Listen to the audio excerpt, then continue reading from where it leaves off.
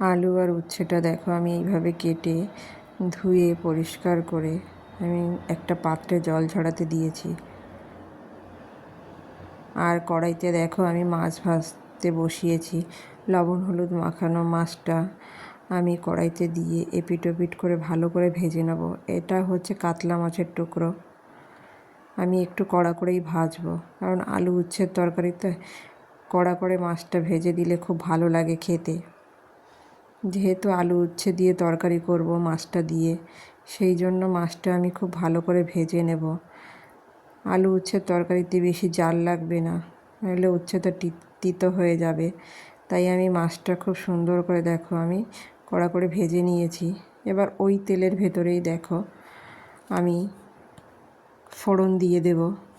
এই যে আমি এখানে আলু উচ্ছে নিয়েছি, সেই জন্য আমি একটু রাঁধুনি আর জিরে ফোড়ন দেব, দুটো মিক্সড করে। এটা দিলে খুব ভালো লাগবে, গন্ধটা খুব ভালো আসবে আলু উচ্ছের তরকারিতে। দেখো আমি সমস্ত আলুগুলি এক এক করে দিয়ে দেব ফোড়নের ভেতরে।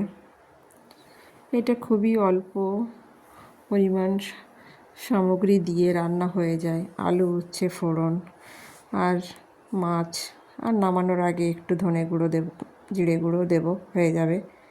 ধনে আর জিরে গুঁড়ো মিক্সড করে, তাতেই হয়ে যাবে রান্নাটা। দেখো সমস্ত আলুগুলি আমার দেওয়া হয়ে গেছে।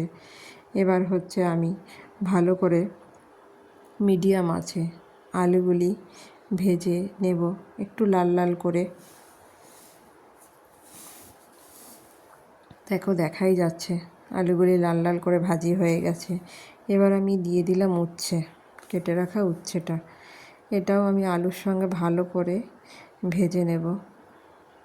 দেখো একটুখানি ভাজা হয়ে গেছে আলু আর উচ্ছেটা। এবার দিয়ে দিচ্ছি লবণ, পরিমাণ মতো লবণ, কারণ লবণটা দিলে উচ্ছেটা তাড়াতাড়ি গলে যাবে, নইলে উচ্ছেটা শক্ত থেকে যাবে। এবার দিয়ে দিলাম আমি হচ্ছে কাঁচা আর হচ্ছে পাকা লাল, এবং তোমার বাজার থেকে যে লঙ্কাই আনো সেই লঙ্কাই হচ্ছে, কাঁচা হোক বা পাকা হোক, সেই লঙ্কার পেস্ট। আমি শুকনো লঙ্কা ব্যবহার করিনি, তাই কাঁচা আর পাকা দুটো পেস্ট ছিল, সেটাই আমি দিয়ে দিলাম।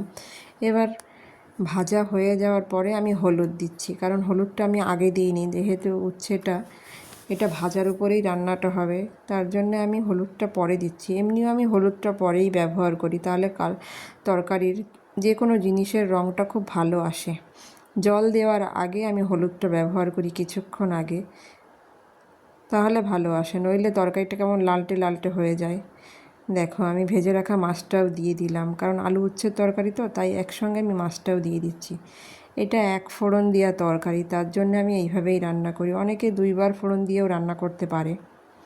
এবার দেখো আলু উচ্ছে মাছ দিয়ে সমস্ত কিছু দিয়ে একটু নাড়াচাড়া করে নেব। এবার পরিমাণ মতো জল দিয়ে দেব। এখানে আমি বেশি জল দেব না, আর আলু উচ্ছের তরকারি তো, তাই আমি এখানে গরম জলটা ব্যবহার করছি। গরম জলটা দিলে তরকারিতে খুব ভালো হবে, কারণ ঠান্ডা জল সেটা আবার গরম হবে, তারপরে তরকারিতে জাল হবে। ওই জন্য গরম জলটা দিলে তরকারিটা খুব ভালো হয়। দেখো কি সুন্দর জাল এসছে, দেখো দেখো বেশি ঝোল করব না, তাই আমি অল্প জল দিয়েছি। এবার দিয়ে দিলাম এখানে ধনে আর জিরের গুঁড়ো মিক্সড ছিল, এটা শুকনো খোলায় ভেজে মিক্সড করা। এই দেখো আমি এটা দিয়ে একটু নাড়াচাড়া করে নেব। আর একটু ঝোলটা কমবে, বেশ কষা কষা হবে, তারপরে আমি নামিয়ে দেব। এই দেখো আমার নামানো হয়ে গেছে। দেখো তরকারিটা কী সুন্দর এসছে। এইভাবে তরকারি রান্না করলে উচ্ছেটা কিন্তু তেতো লাগে না।